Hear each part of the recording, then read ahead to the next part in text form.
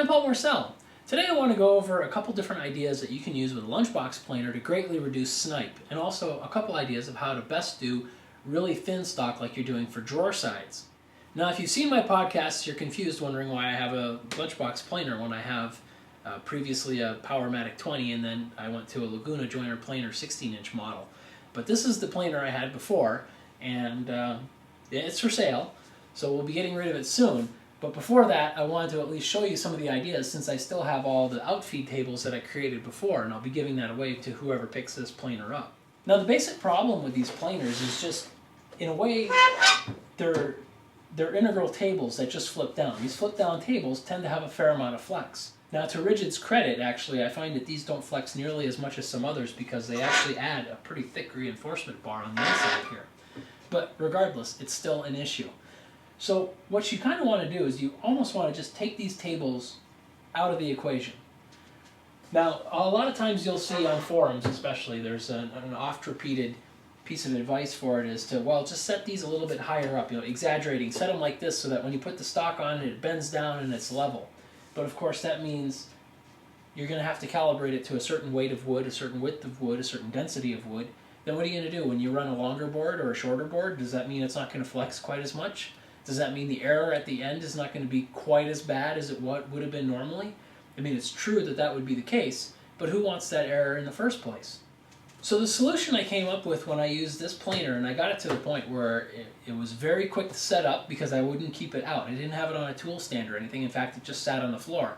So when I needed to plane, I would just lift it up onto this assembly table. Now, this assembly table is a torsion box, and I meticulously made sure it was flat. The box itself. Now, I'm not talking about necessarily level. It might be a little tilted one way or the other, but the box itself, this top surface, is flat.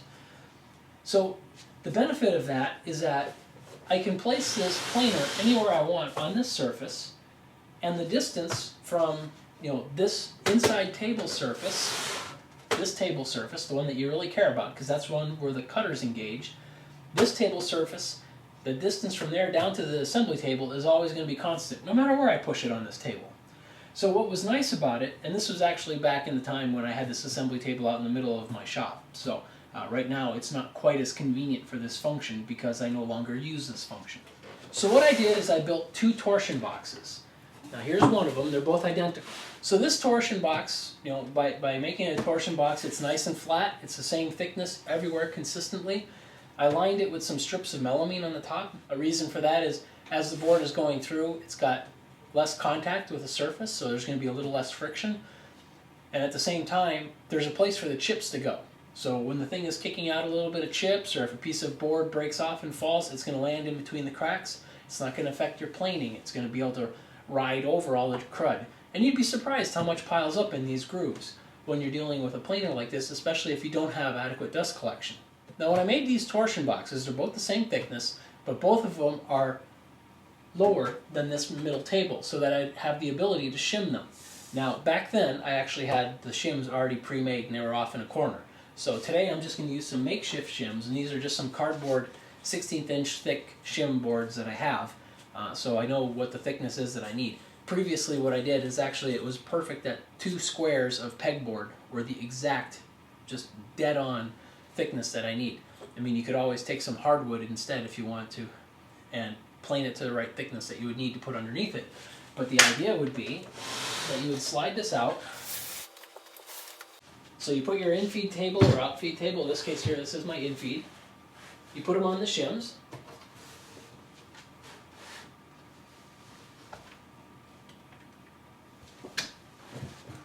And then you'd clamp it down to the table. And now, when I move the planer here, now again, this is a little bit awkward because of the way I have my table set up. Normally this was running the length of the table. Now, when I place the planer here, the stock is riding in exactly at the same height as the middle table.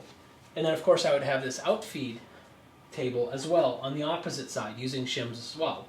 So again, this is a little bit goofy. I sort of used it all the time on the diagonal of the assembly table or in the length of the assembly table. Right now I'm using it on the short side and I have a couple things over there in the way. So now the big benefit is that when I put this board in, it's supported out here.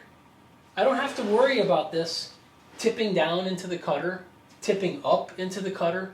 Now snipe normally happens because when you look at these planers, there's a pressure roller here on this side, on the infeed side, and a pressure roller on the outfeed side. So when this thing first engages, it's got a pressure roller pressing down on the top. Now, a pressure roller is basically a fancy name for a spring with a roller on it. So it doesn't have a lot of pressure. It's just trying to put it in the right place. So it's very easy with this table being able to flex that you're cantilevering right off the edge there. It's really easy for that thing to flex up. If it flexes up, the cutter is cutting deeper because the cutter is above the board, and it's going to cut more into the stock, creating the snipe that we all hate.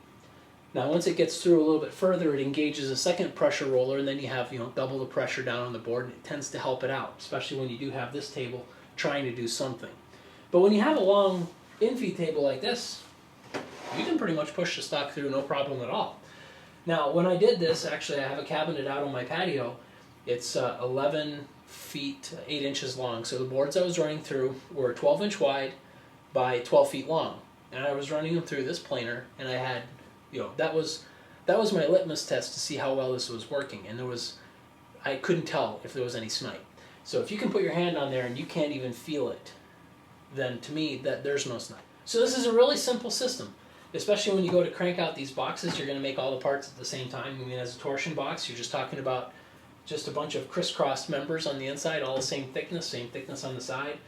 Stack it with a little bit of melamine here on the top. The one suggestion I would have is on your outfeed one.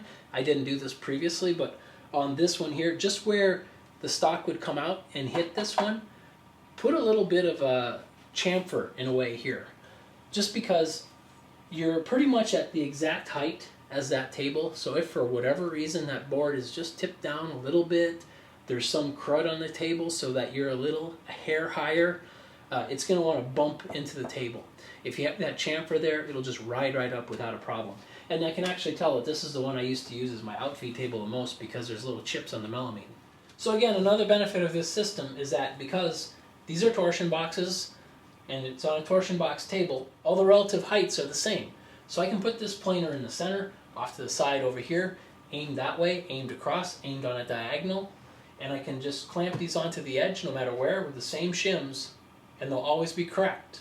So it makes it easy that you don't even have to mark the table to say, well, this is where I calibrated it. No, there's no reason to. You're calibrated everywhere on the surface. Now I said that this was going to be very useful for drawer stock as well. I did actually keep this planer after I purchased the PM20 planer for a little while because I had a couple projects with some really thin stock, so I thought, well, I'm going to keep it because I know that these planers tend to work better on small parts. Like this part here, you can run it through this planer. It's getting near the limit of what it can run through, but this part is way too small to run through a PM20 without it wanting to get all chewed up. So what I kept this for was for drawer parts. Now to use it for drawer parts, what's nice about this system with two tables is that if you're running just some small drawer parts, you can completely eliminate snipe with them too without setting up this big long setup, because ultimately, if you think about it, the part is way too much on this little tiny table that we're trying to eliminate. So what you do for drawer parts is you actually put this inside. Now with it inside, of course, this is dead flat the whole way. I can put this on, and when it gets fed through, it's going to go straight through. There's no flexing table, there's no nothing. So I don't have to worry about any parts happening. Whenever I've done drawer sides with this, I get absolutely zero snipe with it. So these tables are about 4 feet long. If for some reason you do a lot of drawer sides and you tend to use them a little longer, maybe when you make your infeed and outfeed table, you can make one of them 5 feet long or 6 feet long, and the other one, maybe only 4 for the sake of doing long boards. And then when you're doing drawer sides, you could put the 6 foot or the 4 foot inside the planer for doing your planing. Now that's actually why on the side here it says 82 millimeters. So with this, I know that this is 82 millimeters thick. So if I'm trying to plane something down to just 20 millimeters, I know I got to get this down to 102 millimeters. So just jot that down on the side, and then everything is going to remain in calibration. So give that a go on your Lunchbox planer, and I think you're going to be greatly impressed at how well this works. Another actual use for these planer tables is because it's a torsion box, it resists racking, bending, warping, anything like that. Many times when I've had some shorter boards that I did some resawing on, if you've seen some of my podcasts, I like to kind of soak them sometimes to balance out the water, but then you need to clamp them down stickered to a surface that's flat. Well, this is a surface that's flat with the grooves that are in between these slats. It acts like they're stickers. So many times I would take long drawer sides that I resawed, get them wet, clamp them down to these boxes, and then just cover them up with a bag. It works just perfect.